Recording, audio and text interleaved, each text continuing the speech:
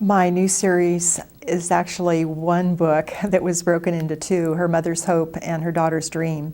The second book will be coming out in September. This series is very special to me because it started with a question about my grandmother and my mother and why they were estranged at the end of my grandmother's life.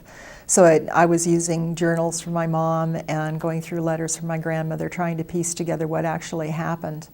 And I believe that they really loved each other at the end. But sometimes we don't know the backstories of our parents or even our children of what's going on, and we need to share those things.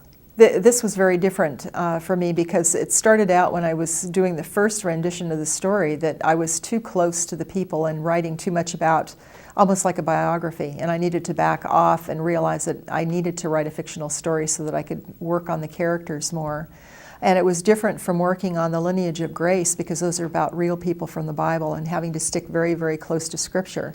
Or different from the Mark of the Lion trilogy, which was also historical fiction, but very different from what I was doing and focusing on the ancient times rather than different generations and the way they look at their faith and how they share their faith.